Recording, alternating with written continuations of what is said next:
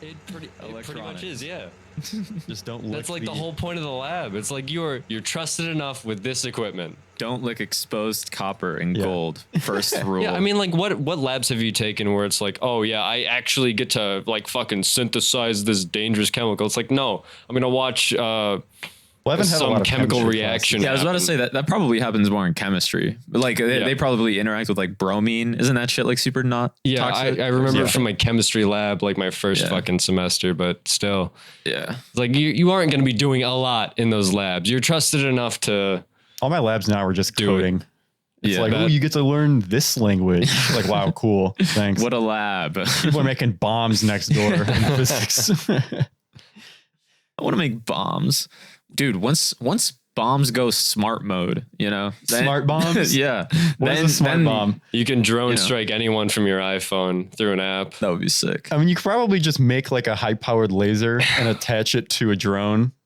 That Rig it up to your or smartphone. like you probably could like one shot, like assassinated. Civilian weapons.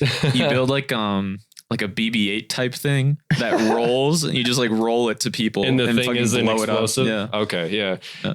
I think. We brought it up on the last podcast, but those fucking sniper military dogs. Yeah. Oh my Boston god. Dynamics. Yeah. dogs. The Boston Dynamics sniper dog. Like Jesus Christ. We're slowly becoming actual Advanced Call of warfare. Duty. Yeah.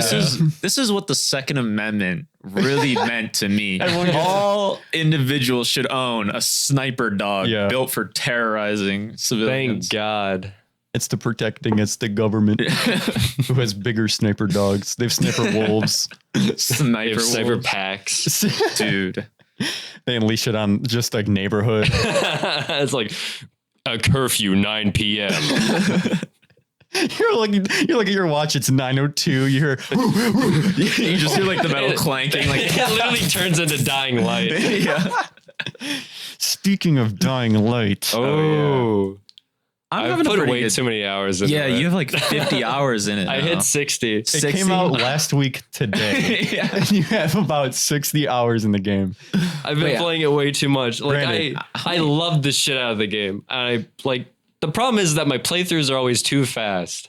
Like Dude, what? So there's about like 148 hours in a week, right? Something like that. yeah. Granted, you could be playing a lot more. However, Dude, that's almost half 60 your is a week. lot. That's Well, yeah, almost 60 half is your a lot. entire week. you got to get those numbers up. Yeah. Honestly. Yeah. Impressive kind of numbers, pathetic. but Didn't it come out on Friday? yeah. Well, like Thursday at 7. Okay, so still that was like most of my free time is like those first 4 days. I've had less time to play it now. I haven't played it that shame. much. I've only played like an hour or two a day since then. It's mostly because it's not really because I haven't had a lot of time. I mean, I have been pretty busy, but I've had more time to play it. I just like don't want to because I get so frustrated. Yeah. I really like the game. I think I'm having just as much fun on it as I did Dying Light 1. But the problem is that they introduce new mechanics and stuff that add more jank to the game. Yeah. So I'm just kind of like, I'll be climbing up something and to use a certain skill, it's like I have to mash these button inputs and then it doesn't work and I just fall off and die. Yeah. And it's like, okay, cool. I fall off and die a lot. Like I said, when it works, it works. Yeah. Yeah, And it that's feels really nice, you know, and When it does work. yeah, when it actually runs, because there is some struggle to run it, especially on older systems too.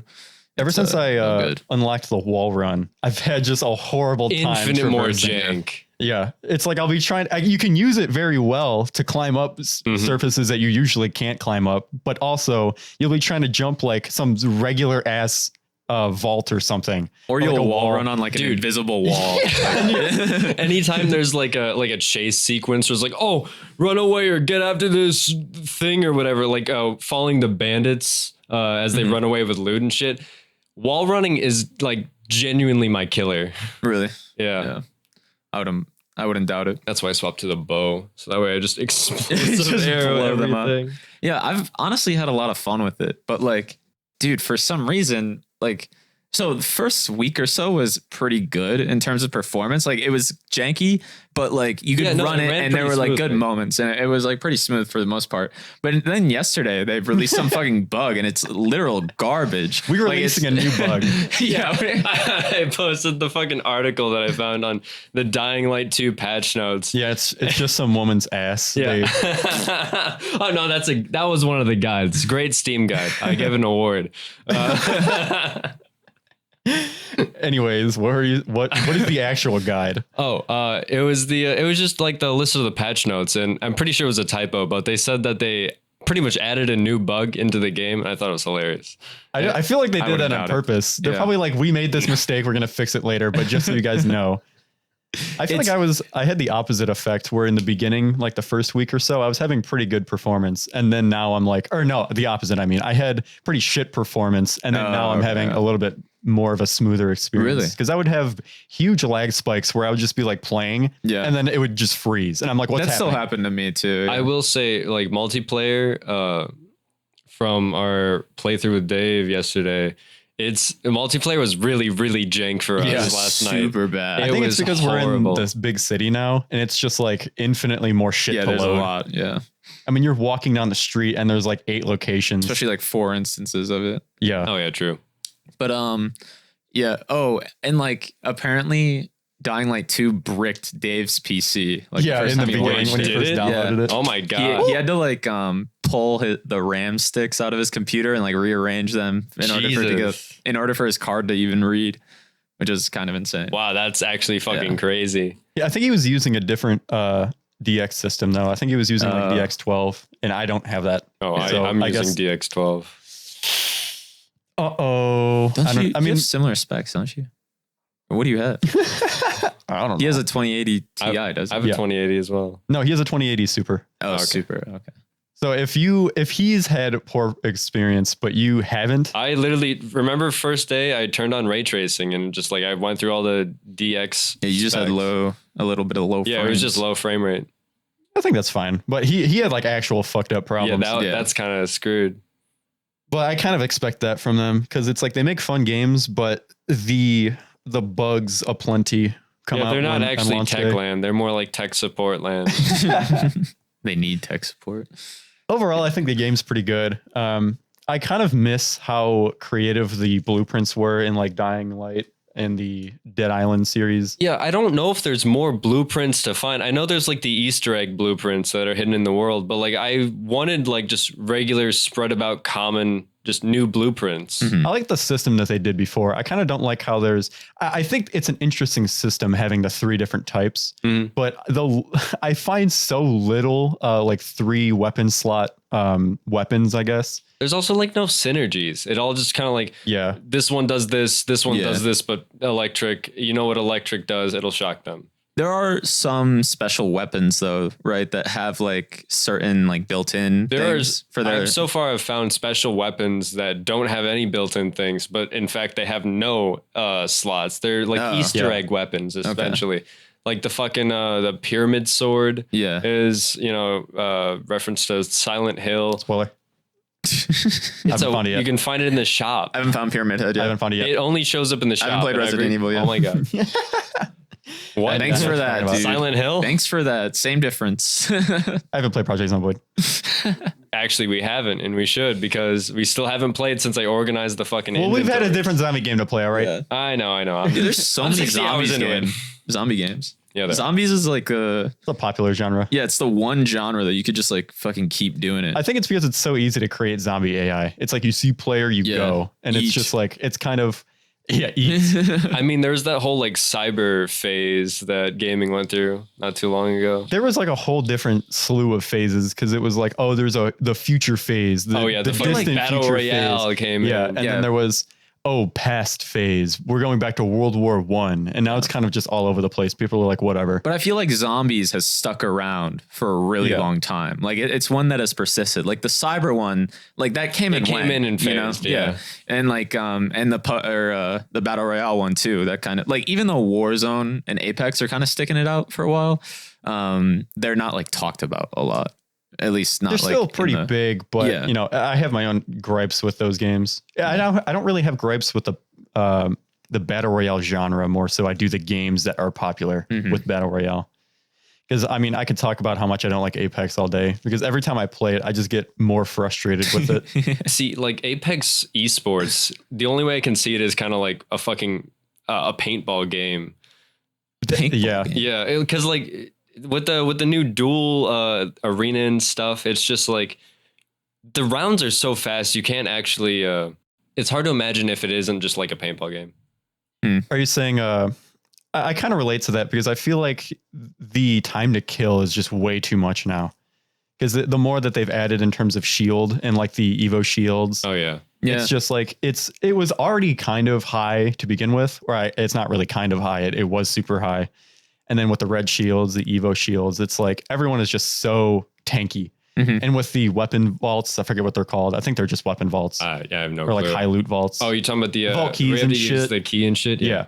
I don't know the actual name for those. But those being in the game add a lot more access to very high tier loot pretty early on. Yeah. Because you can find like in I don't remember the map name, but the one with fucking what's his face's Mirage's boat, the party boat, where you just find the key instantly, just go straight to the loot area. They've always had that kind of stuff though, with like the drop ships that just float around the map with the but you couldn't find anything higher than like purple there sometimes. Maybe like one gold item. Yeah, I think there was a guaranteed spawns for gold on there, and like unless it's in rare occasions. So I think there was always like at least one, but even then the vaults are just way bigger than that.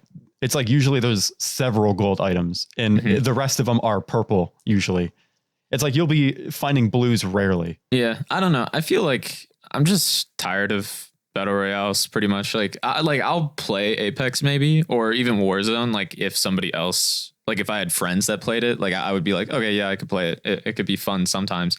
But it's like I've just played so fucking much of it that it feels like every game is almost the same, you know? Yeah, I kind of miss back in not to be like I wish the golden days of battle royale, like back in season 1 I do miss when everyone was like genuinely bad and it felt more feral. It really did. It really felt like an actual battle royale, just everyone scrambling around fighting over Skull Town and stuff like that. You just felt like a bunch of dogs. Skull Town was feral. That was a feral location because I think it depended less on the loot that you got an obvious advantage, but you didn't need, you could have blue armor and still win against people who had gold shields and shit if you played your cards right. But now it's like there's such a huge disparity in the loot that you can get that it's like it doesn't even matter. And also team comp is a huge thing too because half the fucking legends aren't viable. True. So it's like if you have someone like a Gibby on your team, you might as well just already lose. Wraith has pretty much been replaced by Ash as well. I haven't played in a while, but I know there's like even more shit legends. Yeah, because they keep adding like just bullshit legends that like really don't need to be in the game. Like Seer was kind of like they just threw him in. It felt like. Yeah, I think what they're doing now is a better approach because with Maggie, I actually like Maggie as a champion. When they don't know her. Maggie. Yeah, I don't know Seer. She's like Fuse's friend or whatever. What does she do? Like, what kind of hero? She has like a thermite charge that goes through walls and like it can be used to attach to doors and hit people in front of doors who are like rezzing or like healing and shit. I feel like I think what they're trying to do now is just to literally counter the meta, make us come up with something new that's like super optimized. I think that's the best approach to take. But the problem with that is like they need to go back. I've said this multiple times, but they just need to go back and look at the legends that they've already had. Yeah, you can probably do reworks because Valorant does the same shit. They like Yoru, like he needs a rework. Let's rework him. And so it's like, do they not rework? I could have sworn they like Apex? Yeah, I did like one. They do like minor reworks, very minor changes when the game needs much bigger changes. Like the Pathfinder nerf on his Q. But they nerfed the fuck out of him. Yeah. He's still pretty fun to play, but he's so like sad not over it. He's not really viable anymore. I used to be able to like grappling hook every 10 seconds. I could be up insane. And around in a fight, like all the verticality of every building. It's also, he doesn't have a passive anymore. Well, he does, but it's still his the most passive is other people's just given ability. Yeah, exactly. And it's like stupid. There's really no point. There's just like, I think it is smart to do it like the way that you explained it, just so like create heroes that kind of move around certain metas. And so like the team comps will become like more varied probably. And like, you know, you actually, cause it all depends on like how you and your team move. You know, if you notice that you're like in front of doors waiting for like people rezzing or whatever, and you're trying to break it down, fucking pick up Maggie or whatever and then shit on them when they're doing that. Yeah. I feel like with that problem though, it isn't really actually a meta or like a problem that you find in games, because maybe it's like if you see somebody rezzing, it takes like 3 kicks to kick the door down. Yeah, but then they have like the time to like it pull out more their time, guns and fucking kill you. Yeah. It's really disadvantageous for you to kick down a door. Yeah. You're kind of if you don't have Maggie, I understand that's why we found people have found so many tricks to like throw grenades under doors and shit. Is like that is such a, you die a lot, so figure out how to not do the thing that kills you. I feel like just chucking grenades is also a viable situation. For sure, that's why Fuse exists. He has like two grenade slots for each slot in his backpack. It's probably just so you don't even have to like open the door. You could like put a thermite charge on that door and then fucking go flank them, so that entrance isn't even usable anymore. I saw some shit with Maggie's thermite launchers that they stuck the door and they moved out of the way, so they just kept opening and closing the door, so it kept spraying thermite on the enemy inside. That's really fucked up. A makeshift gun, pretty much. Yeah. Rampart. Oh god. Just one of those guns, but the barrel's like turned to the side. Oh my god. The fucking suicide gun from Duck Game. Yeah. Like a cartoon gun. That's a Bugs Bunny gun. Yeah, I think Apex at this point has just kind of lost its trail, and I'm really nervous that Valorant's going to go the same route, but they do a lot more work on the legends that they already have, or I guess agents. Valorant's like a good staple of like competitive esports in the first place. It has because it's just riding the coattails of CSGO getting massively popular. That format in general is just really good for it's just good. It's easy to watch, and that's why that formula has like stayed alive. Well, it's not even that it's easy to watch. That's definitely part of it, but it's also because of the game itself. It doesn't leave a lot up to randomness. You know, like in PUBG and Apex, like a big reason why those suffered is because like any, you know, loot is not guaranteed. Like, you know, finding the gun that you're good with or whatever is not guaranteed. Whereas like in Valorant, you know, you just save, you know, the money that you need to buy a gun by a certain round, you know, like you could strategize and plan and make, you know, make moves forward because you know, there's like a context in the game. Yeah, wait, what? An elaborate chess game? Yeah, essentially, because it's like every round is like a different move. You know what I mean? And as you know, take more pieces or rounds or whatever, it's like your plan has to change and you kind of have to be a little bit more fluid and like read the game more. Whereas I think it's harder to read Apex or PUBG because it's like you're at the will of the circle, you're at the will of the loot, you're at the will of like other people's spawns or whatever the fuck, you know. It's just kind of running into a certain squad is also a big point because you can find people with red armor. Yeah. And like I just dropped, dude. Yeah, exactly. It's like I just respawned. Yeah. I have a white Evo shield, a P2020. Yeah. And then you get dicked down by fucking 3 dudes with like peacekeepers fully upgraded. Yeah. And then the counter to that would be like, oh my god, what? I was just remembering Maggie's passive. She runs faster with a shotgun. Dude, I probably would love her. That's kind of cool. Even though I hate the game. Or I guess the counter to that axiom in Apex to Valorant is like in Valorant, you have the whole econ aspect where the other team could be full buying and you guys have to run like eco or something. Yeah. But even then you could still win if you play your cards right. Because there's a lot of strategy in that. You'd probably want to play more defensive, probably play a little bit more play some passive. cheeky angles. Yeah. You probably have to be a little bit, you have to play differently with what you're set up with. Like you can literally know everything about the enemy team by reading them. Like if you know everything about like how the economy works, like you can know like, okay, this person got 3 kills with this gun, they get this reward, and then the end round shit. You know what I mean? You can have like, and even then it tells you how much fucking money they have. Like, which is I forget. I fucking love. I forget that sometimes because in CSGO they never doesn't told tell you. It tells only the player. So it's like at the start of every round, it's like I have to guess how much money the enemy team has. And I sometimes I kind of like that. Yeah. Like I fucking CSGO needs to come to Source 2. It really if it comes to Source 2, 1, I won't have a life anymore. And 2, I will come everywhere. Like it just please, Gavin.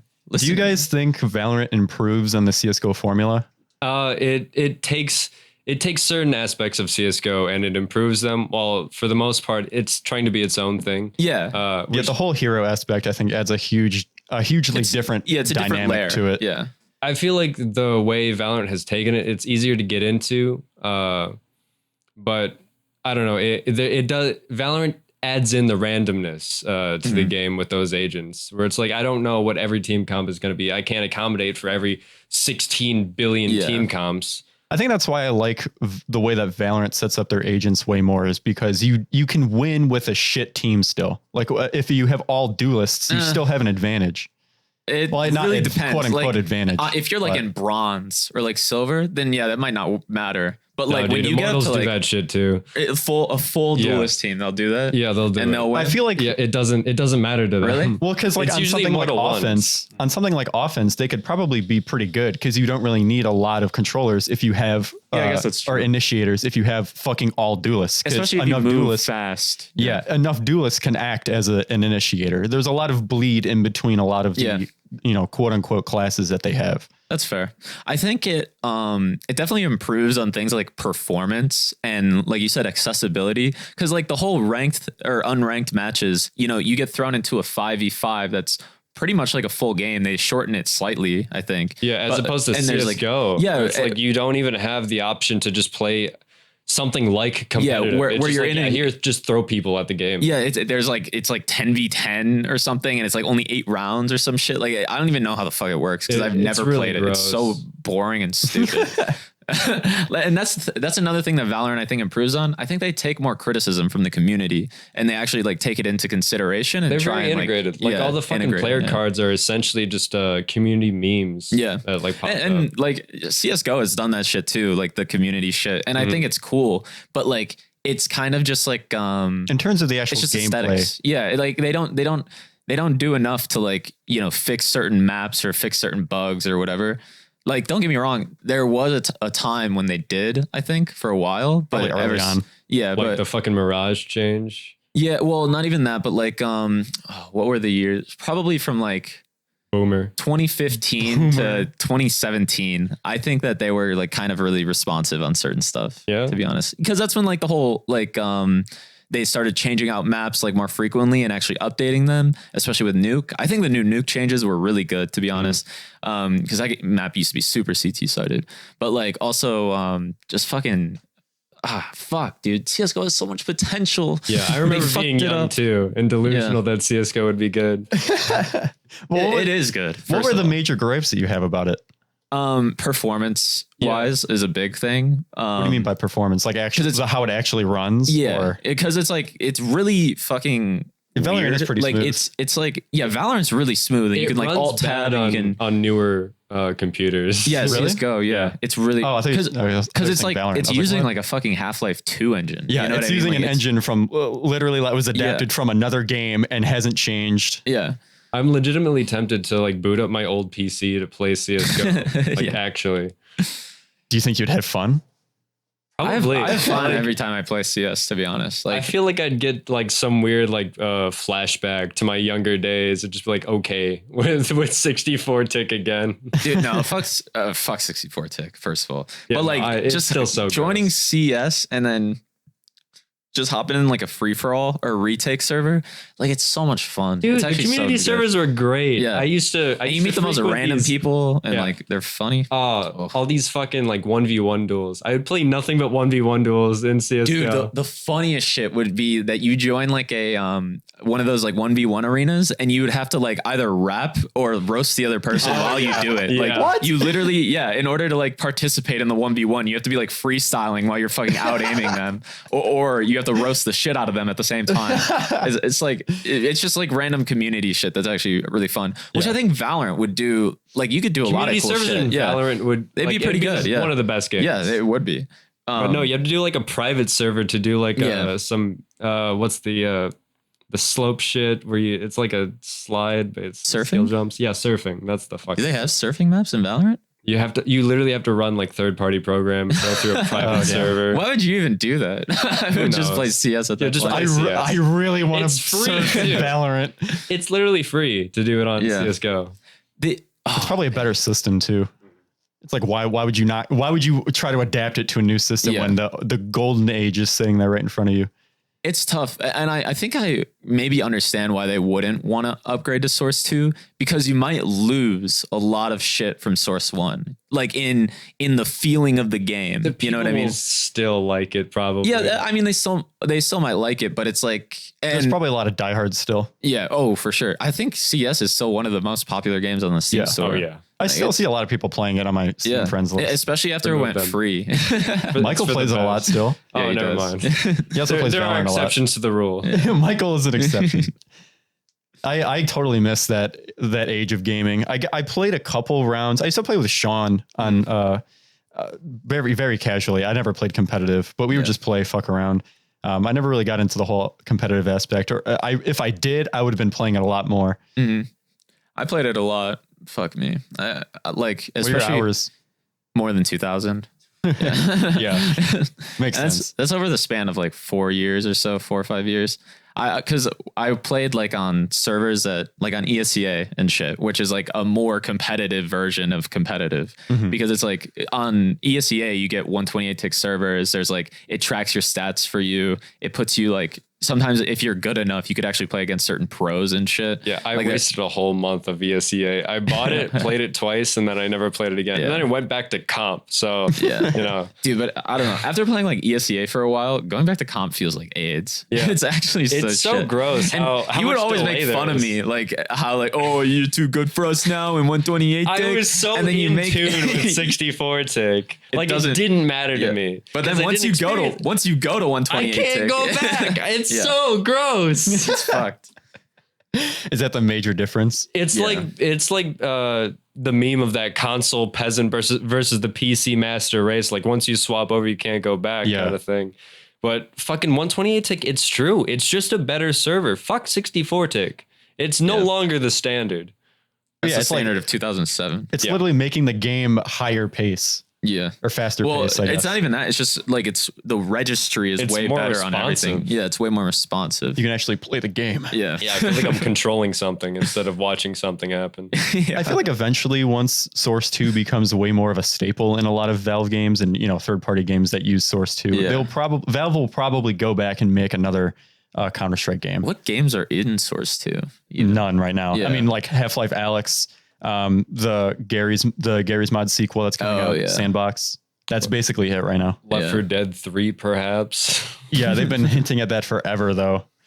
That's, Valve just kind of doesn't care about software. And we've also mentioned this before, where it's just like the Steam Deck seems like it's a pretty cool hardware piece that they've actually, developed and everything. Yeah, they're more like a research lab now. They are. The Valve research lab. I mean, they're Aperture Labs, bro. They're very, I mean, think about the games that they released back when, like in the 2000s, where a lot of those games pretty much were unheard of. Like Half-Life back in the 90s was like a crazy game that come out.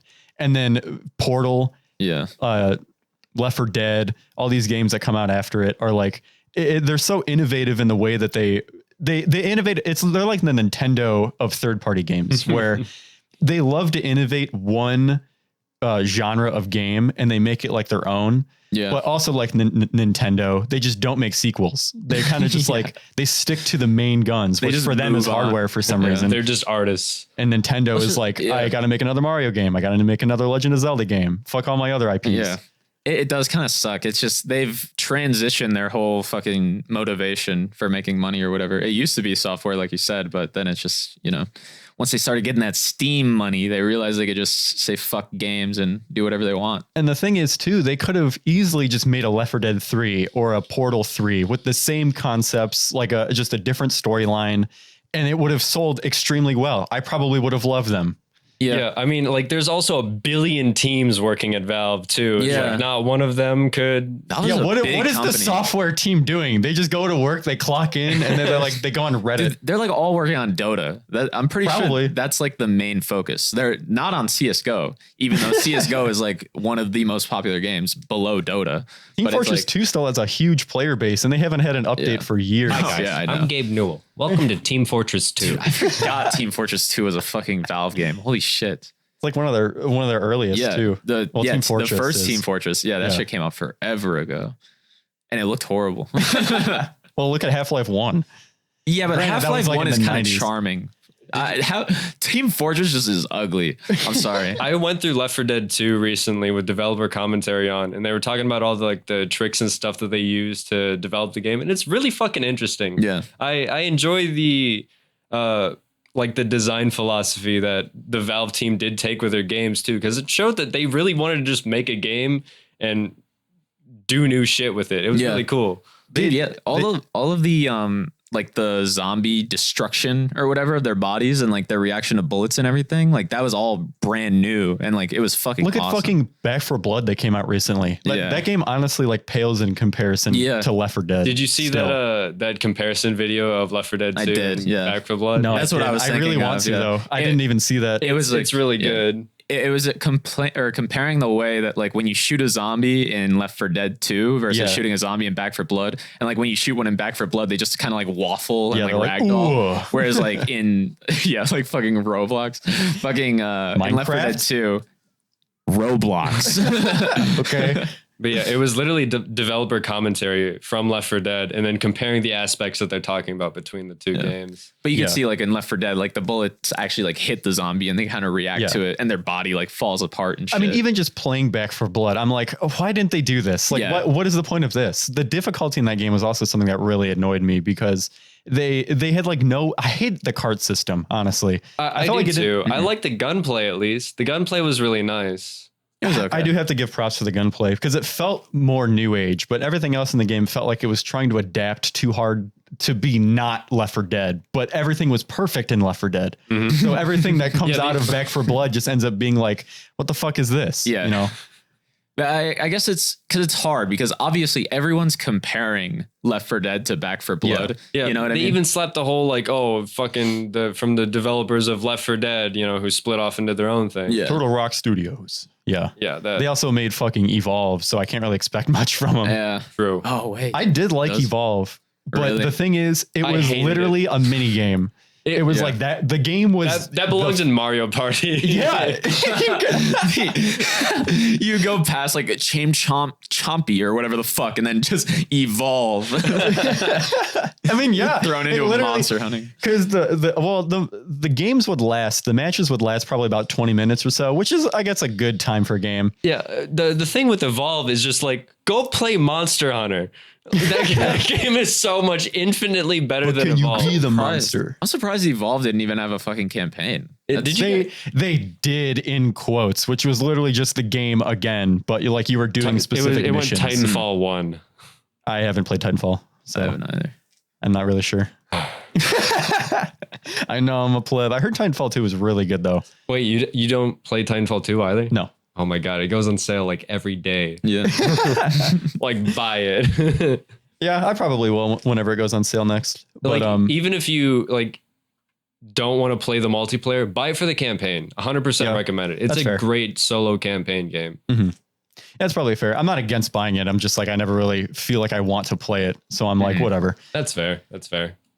But with Evolve, the thing that really fucked the game up was the greed. Because I feel like you could have had at least a game that has way more substance to it, if not the same gameplay loop. Because they developed like an entire new roster like 3 times over. Because they had like the 4 survivors, and then they had alternates for each of the survivors. They turned them into heroes. Well, I liked that aspect of them because they had different abilities to fight the monster. Like the one dude, I remember, like if I was playing a monster and the other team had a Lazarus on the other team, I knew I was going to have a horrible time because of how good Lazarus was compared to like the other, I think it was like the medic class that he was in, because he could like turn invisible and like, literally Yoru. he kind of was. I mean, he would turn invisible and you wouldn't be able to see him as the monster, but he would revive all the teammates and everything. Fucked up. That's what it is. But, they only had 3 monsters to start off with. And then they had like 3 other monsters that came in DLC that was like $7 a piece. And it's like, no one wants to buy all this shit. Oh, dude, just like, what's your favorite game? What's your favorite game? What is my favorite game? Fucking... That one Dumb's Doki Doki Literature Club. There's one monster, it's like dying not Dying Light. No, not like Dying Light. It's the other game with dying in the name. Dying. What the fuck is it? It's got like Jason, Freddy, and shit. It's all that whole Dead by Daylight. Dead by Daylight. Okay. How's that my favorite game? No, it's the one that's just like that. I'm trying to make the transition from the two ideas. That's a stepping stone. It's really fucking shitty, and it's got like the in-game voice. Dead by It's your Daylight. favorite game. It's so shitty. Dead by Daylight. You refuse to never. You always mention it whenever there's like seven. oh, people. Deceit. Yeah, Deceit. Thank fuck. Oh my god. It's really shitty. Oh, Deceit. Deceit is fucking awesome. Go fuck yourself. I literally still hate Deceit. I enjoy Deceit. It's still uninstalled. It might be the smallest hot game take. fucking ever. I do kind of like Deceit. Oh Thank my you. god, no. Thank you. Well, what is wrong with it? It's like the entire game is not even 64-tick. It's like 32-bit. That's not true. Okay, on a technical standpoint, it is kind of janky. However, I think the gameplay is actually kind of fun because there's less of a chance that you can see like who is a monster. And like the blood bag system, I think is really cool because you can see, okay, the blood bags were taken from this, I don't know how long ago, but who was around the area? You could completely get lucky as a monster and be like, I took this a long ass time ago and I just happened to take the blood bag that nobody finds forever. Yeah. And it just so happens that another one of the humans or the survivors, whatever they're called, walked by it as soon as it was found. It's so it's good like, Among yes. Us. Yeah, it's Among Us 2. Among Us 2.0. Actually, wait. Among Us 2 beta. What's that one game? The Unfortunate Spaceman. That's Among Us 2. And actually, that's that game Among Us 0.5. Yeah, right. I like Among Us more than Unfortunate Spaceman. If I had to rank them, I would Dude, say there was the some original funny version of Unfortunate Spaceman. The original Unfortunate Spaceman was actually pretty fun. There were like so many moments where like I remember one specific one where like I was the killer and I fucking murdered someone, like absolutely eviscerated them, disemboweled them, pushed aside like a piece of trash, you know. And I ran into like some storage room, like a gamer, and like Alex was literally following me, and we're all in like game chat, so I'm not talking or anything. And I don't think he saw me, and then I changed color, and then I was like a different guy walking out, and I just wouldn't talk because then that'd give me away that I was like a different person completely. And it was just so perfect. Like I completely got away. I was like fucking jerking myself off because it was awesome. I'm gonna come. Yeah, I think the fun part of that too is just like when you finally figure out who it is, and like they're different color at that point. It's like we need to hunt this person down, get everyone to speak, recognize their voices. You move in like a fucking squad where you're like, speak now. That's something that I think Among Us doesn't do well. Like the late game Among Us is just kind of bland because you're either just doing all your tasks until someone murders everybody, which is kind of hard if it's one imposter or whatever. Mm-hmm. Like they even have that giant airship map and it's so fucking large. It's like there could be 3 people left alive. One of them's the imposter. And like, you know, they only need 1 kill, but it's like I could be anywhere on this fucking map. Yeah. He could be anywhere on this map and I still have 5 tasks to do. Yeah, I think that's why they need to add like more roles still, I think. Like they added more players, like you could have 15 players in a lobby for those bigger maps. I just don't think the top-down view works. It just doesn't make it as fun. That's why they're making a VR Among Us. I think that'll be so weird. It probably will be weird, but it's not supposed to be top down. So I don't know how it's going to work, but that'd be weird. It's very early in development, but I just saw that they were making it and I was like, that could be interesting. The Dino D-Day route. Oh, what is that route? Oh, where it goes top down and it's bad. All right. Oh, okay. Or it goes 3D and it's bad. Oh yeah, it goes 3D and it's bad. Yeah, VR. Well, it could. I don't know if it's just VR or it's like VR plus, regular flat, I guess. No, it's definitely VR. Like I literally saw like screenshots of it and people are like in bubble suits, like fucking floating. Bubble suits. Yeah. They're in the Among Us drip. Yeah. The Among Us drip. Yeah, I think comparing it to Deceit, I think that's something that Deceit has an advantage over because I think the end game is fun in the same way that Unfortunate Spaceman is, where it's like you can know who the person is, but there's still you may not win still because they can turn into a monster or beast or whatever, and they could kill you pretty easily if you don't have teamwork. All right, you're wearing me down. Should we play Deceit? Yeah. Because one thing also, Deceit, like you move through different areas. You know what I mean? Like the map kind of forces you to make choices and changes. Not to mention you get like abilities and rewards for surviving each progression. It's like you get the fucking insta kill serum. Deceit is actually so good. I'm tired of all this fucking slander. I just wish it ran better and the devs gave a shit. It's a free game. It is a free game, but still, like, you're making us pay for 2 extra monsters, which is like already kind of scummy. It's you whatever. don't even need to. They're the same. They're reskin. They're skins. Okay. No, hold. There's still the wolf though. The wolf one acts fucking differently. It's got different. I haven't seen anything other than the regular monster. Like, if we're no literally one's bought it, that's why. If it's literally all, if we get a group of fucking 6 people or whatever, and it's just all friends, no one's buying the fucking werewolf. You know what I mean? Unless you're a fucking loser. Yeah, until I buy it. I just stream it. I troll my friends in deceit. It also has the Trouble in Terrorist Town advantages for it too, where like gaining somebody's trust as, you know, a survivor or a monster is very rewarding for your cause. There's actual deceit in the game. He said it. He said in Among Us, you can't get a gun from doing medical bay or something.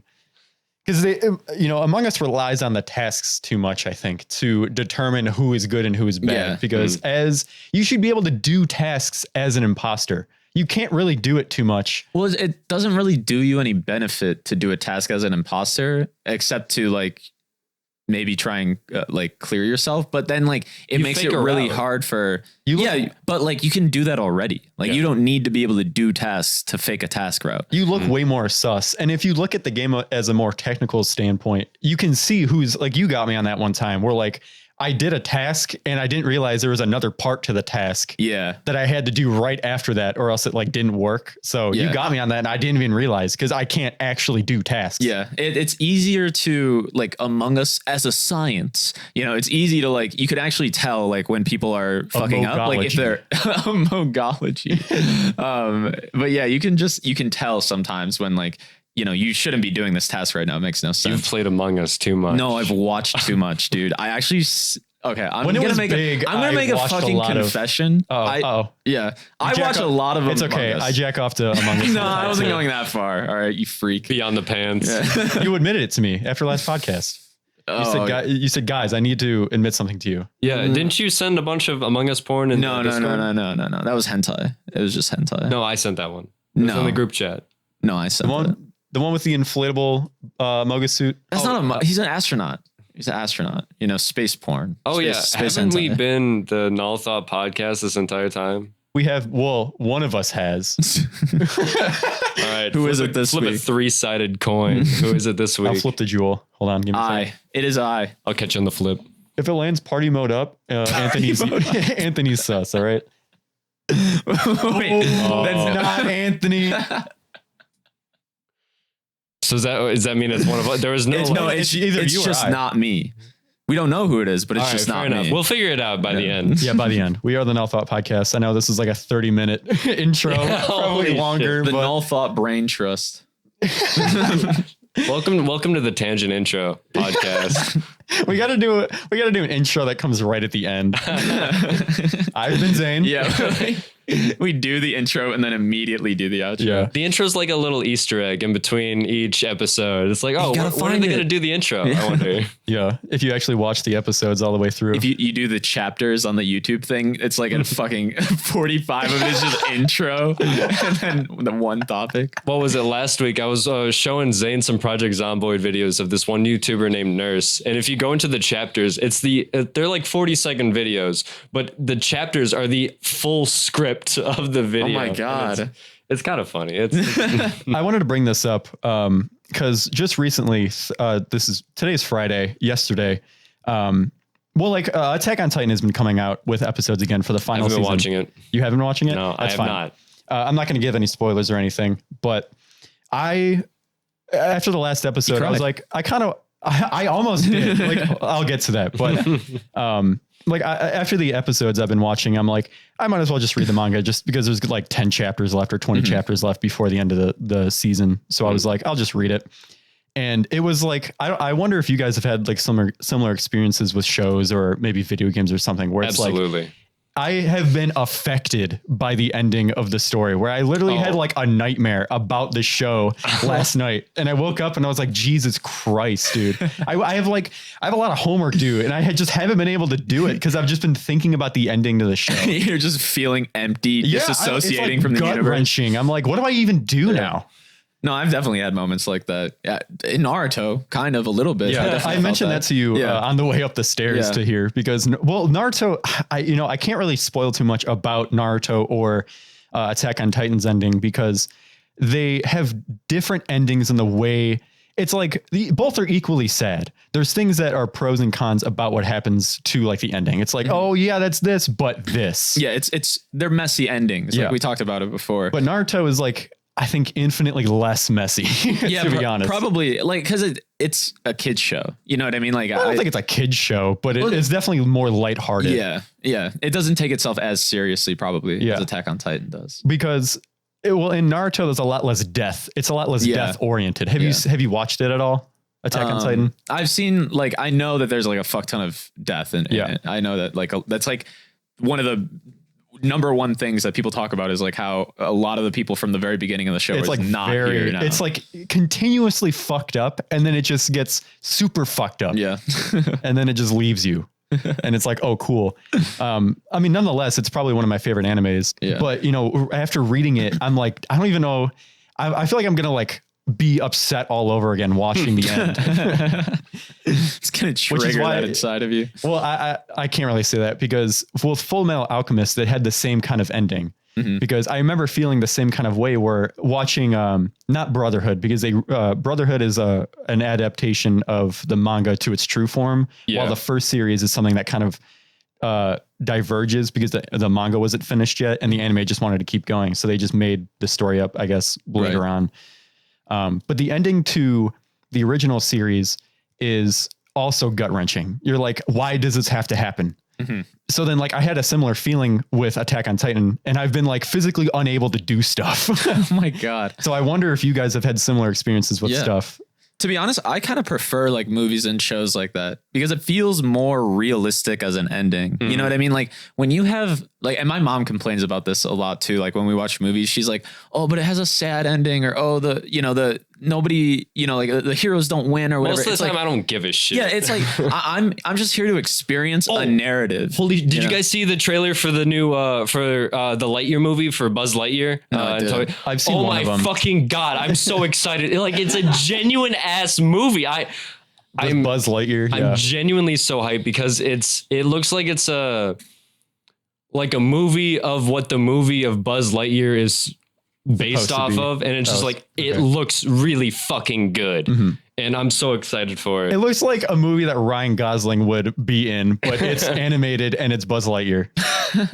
Pretty much, yeah. Or maybe George Clooney. I think George Clooney would be a Buzz Lightyear. Like basically like an action movie, but in the Toy Story universe. I think that's really interesting. I feel like there's certain people who are just like cookie cutter, like action people that could like literally play the same exact role, like any of them. You just like slide, pick at random. Badass dude number one. For voice acting, it's Nolan North. you only get Nolan North. I was like, who do we voice in this character? Just slap Nolan on. He's a gruff dude. He's got a troubled past. He's going to have a kind of a deeper voice. He's going to be, hey, it's me, Nolan North. Oh, it's perfect. I mean, same thing with the Dying Light character too. It's like, dude, he sounds just like Aiden. And I'm sorry, his name is Aiden, but he sounds just like Crane. He has a similar inflection. I feel like he has the same tone of voice, but he has different inflections in the way he talks about certain things. Dude, Waltz has like a bed voice. He's like, he goes, come here, hello. You sure you don't like your new role now? He's whispering sweet nothings into your ear, dude. He's like, you're settling in, Ador. You are powerless. He sounds like a voice that we would do. It's like evil Joe Swanson. Evil seductive Joe Swanson. Yeah.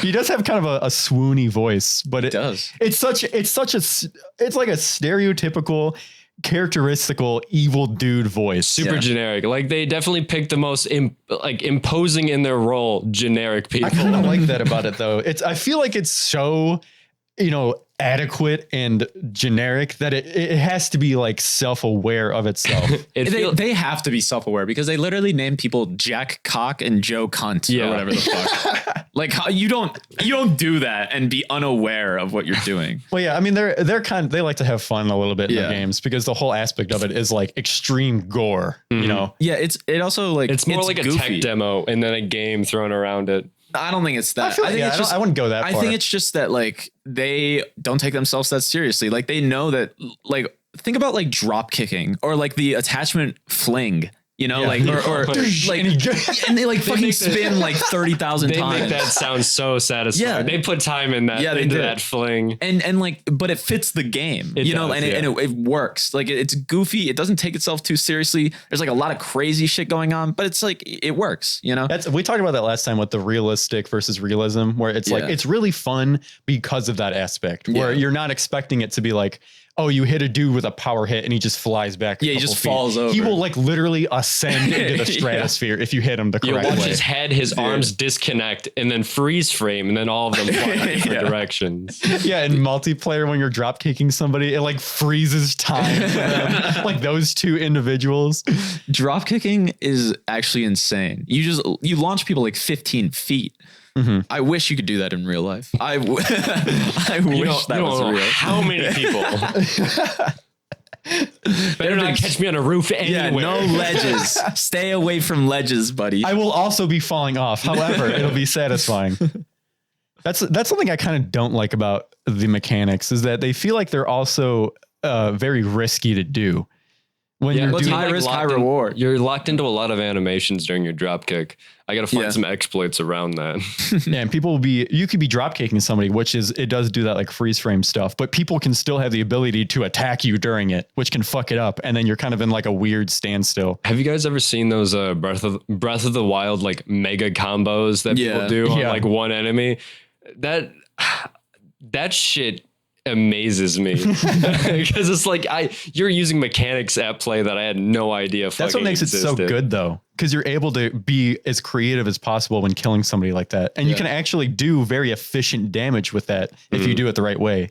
Or like the people who will, I think it's a speed running strat where you put something into stasis or whatever, and then like you fucking like hit it 30 times, and then jump on it. Yeah, and then you get fucking launched like 30,000 feet or some shit. Or like the bow shield hops. I don't know the actual name for them. The fucking skew jumps or whatever the hell, where you can clip through walls. Yeah, it's kind of crazy what people can do. Dude, they literally figured it out where all you need to do is pull out a bomb and you can fly.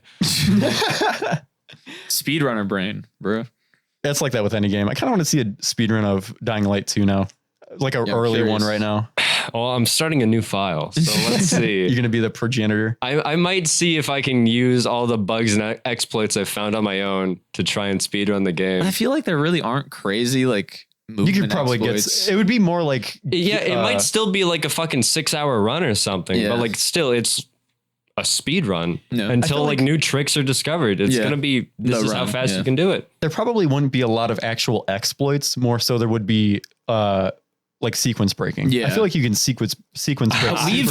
We've tried sequence break something. There have been multiple times where we've tried to sequence break and it just breaks the entire game. Or it like just doesn't work for me. I joined a guy on a multiplayer world, and he was in a chase sequence, and basically the objective indicator didn't activate, and so we were just stuck inside this subway with nowhere to go, and it's like, okay, we just have to kill ourselves. There's so many times I've spawned into one of your guys' playthroughs, and I've just been like in a room that I can't get out of. Like it's a safe house that you guys haven't even unlocked yet. Oh my god! I'm like, there's like a drawer or like one of those boards locked in place, and I'm like, what do I do? Like, what? Bless you. Thank you. Like, how do I get out of here? Yeah. Yeah, there's a lot of silly bugs. I think like the thing is with the bugs mostly is that there haven't been too many game breaking bugs. Like I feel there like have been kind of some that have popped up recently for sure. Yeah, recently for sure. But like before, at least like the first part of the week of playing it, like it was more so just kind of like silly things. It was like, what the fuck is even happening? Like how is this happening? Like I'm getting 10 frames and I'm literally like walking through a hallway, or like Alex gets revived and he's in a limbo state. Standing up. He's standing up with the revive symbol at 0. It's actually going backwards. Yeah, like re-reviving him, dude. I haven't seen anything that's truly game breaking, but there's a lot of those, like you said, silly bugs like that. Dave had like just 2 game breaking bugs. Really? It just like didn't let him progress at all. I mean, it was really bricked weird. His PC, so you know. Well, I'm talking about after that, but that's a fucking computer breaking bug. It's just luck of the draw, I guess. Yeah. Although I heard, wasn't New World bricking PCs when it first came out. Yeah, that's I heard. I heard that it did. Yeah, well, for a subpar game, that sucks. Yeah. Especially for an MMO. Dude, did you guys for a 7 out of 10 on IGN? Damn. I lost a lot of people who play Valorant to Lost Ark, so now all my queues are empty. What is Lost Ark? Lost Ark is an MMO that came out, like, it finally went free to play. It was like live in Korea for God knows how many years, and it was one of the ones that people are like looking forward to because it's like Diablo-esque in an MMO kind of way. Mm-hmm. It's okay. Yeah, I've been seeing a lot of people playing it. Kind of a weird pipeline, Valorant to Lost Ark. Well, no, I think it's because they were originally MMO people, and then they stopped playing MMOs to play the more popular game. I mean, like, MMOs have been starved for so long. Yeah. A bunch of MMO fans, myself included. Because there's just not any good ones. Or what was like the MMO that got you into MMOs? Diablo 2. I probably would say either Vindictus or Warframe. Okay. And Warframe is a weird MMO because it doesn't really follow traditional MMO formula. It's kind of just like that's probably what makes like it a good, roguelike. Isn't it like an MMO in the same way that Destiny is kind of an MMO? No, I can't even say that. No? Like that's an unfair comparison. Okay. I feel like there just hasn't been a lot of MMOs that have done anything new recently. It's kind of just the same shit. And the MMOs that were extremely popular, like World of Warcraft, is like it fell off. Well, it not really falling off, but they fell off. People enjoy it. They fell off, but there's still a huge player base, and there's no need for anything new. When like you release your old game and it's more popular than your new game, it's not a good sign for your genre. Yeah, like I can understand, obviously, having like a new or like a game that you play and then there's like new content patches coming out frequently for it. I think that's awesome. But like in WoW, you have to pay for every expansion, which I think is really stupid. And then on top of the subscription that you have to buy. And so I think it is so funny that classic WoW just like shit on everything. Yeah. Like everybody loves classic WoW. I played like classic RuneScape too. It's the same shit. RuneScape It's like RuneScape 3 is dog shit compared to old classic RuneScape. But that's the funny thing too, is like people are going back to the original RuneScape because there's no good MMOs today. Yeah, they're like, well, I might as well go back to, and they fucking, what do they do? Remaster Diablo. Right? Oh yeah, recently I think Diablo was fucked for a while because didn't they do like a mobile phone game? Yeah, that was fucking bullshit. I'm so mad at that. I mean, case in point, fucking there's like nothing good in the MMO. I played Path of Exile recently. I heard that's recently, but I hated it. I could never get into Path of Exile. It was just so generic. It was bland. It was just, I don't know. It's like I've played this game before and I haven't even played an MMO like that. I enjoyed the fact that Diablo was single player. It doesn't fit in the MMO format. Wait, you didn't like? Are you saying you don't like Diablo because of that? Oh no, I did like Diablo because like you liked Diablo before it went MMO. Or no, I'm saying that that top down like Path of Exile kind of gameplay, like it's Diablo-esque. Yeah, you know, it's its own kind of genre defining thing. Yeah. I do like those types of games too. I think they're fun, but I just don't like MMOs generally because it's like it's hard. It's really hard to find a good one. There's like always a crazy fucking grind that like is super time consuming. Like if you actually want to get like strong or like you want to actually have like fun in the game. And then also they're either like pay to play or pay to win. Yeah. Or at least in my experience, at least. There's not a lot of balance. MMOs suffer from like anime power creep. Yeah. Where it's like the very beginning of the game, like you don't want to spend too much time there, but when it was the only thing there, it was really good. It's like season 1 of Naruto. It's like, okay, season 1 is really good because it's all we have. Then you get season 2, 3, and you start getting towards the ending. And then you get the filler season. And the fillers. That shit happens in MMOs too. It's fucking stupid. MMOs. There's literal arcs in the game's progression where it's just like, we updated, we added a new dungeon one with an extra boss this time. Nice. Cool. It's like, okay, thank you. Thanks for the new content, guys. I hate getting into games that require that kind of grind. Yeah. Like if I started playing The Binding of Isaac now, I would not keep playing it. But it's only because I'm so close to like 100%ing it that I do continue to go back to it every now and then. Mm-hmm. I downloaded the Big Titty Angels mod and I kept coming back to it. I also think with Binding of Isaac, it's like it's easy to pick up and then kind of put down. Like you could literally launch it, play like 5 runs or a couple of runs or whatever, and then you're like, all right, I've had my fix for today. Mm-hmm. And then you leave it and like you eventually get 100% or whatever. Mm-hmm. Whereas like MMOs, it's like sometimes I feel like you have like an obligation to join. And then like, join the raids and keep up with the content, like anything. That's what I don't like. I think having the grind be a necessity to your gameplay is kind of just bad game design. You know what I think the best MMO was? Pop Tropica. Oh, Pop Tropica. I never played Pop Tropica. Whoa. It's Club Penguin-esque. Oh, is it? Yeah. I probably wouldn't like. I didn't actually enjoy Club Penguin. It's Club Penguin, but good. I played Club Penguin to be like a secret agent and play the dumb pizza making game. Yeah. That's all I launched. You didn't do the card jutsu? No, dude. The card jutsu was like one of my ass favorite. kicked by these asshole kids with rich parents. Yeah, that was pay to win. Bought these fucking cards. Like, I have shitter level 3. Yeah, you play you play hot sauce. They play like fucking nuke. It's like, okay. How do I counter that? You got the battle pass or something. Some battle pass for Club Penguin. Oh my god, ninjas in Club Penguin. I love video games. Dude, does Pop Tropica still exist? I think so. The Pop Tropica speedruns still exist, so they have to. Speedrun? Hold on. Yeah, what? I recently watched a Pop Tropica speedrun. Club Penguin speedrun. Yeah, some of the tricks in that game are like each level is actually a web page itself. So you just store up web pages and you just press the back, go back a page on your fucking thing, and you just go back rooms. And it's actually fucking crazy. It's kind of an interesting speedrun.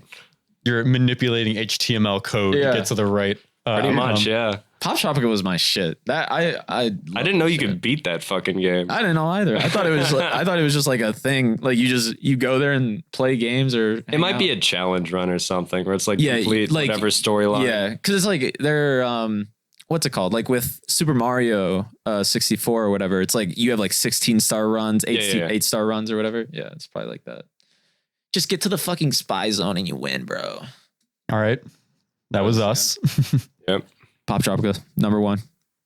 Club Penguin, #1. Diablo. Yeah, this has been twitch.tv/Dafro _ I was the imposter. We can both plug our fucking Twitch channels. I was the imposter the entire time. Oh. All right, goodbye.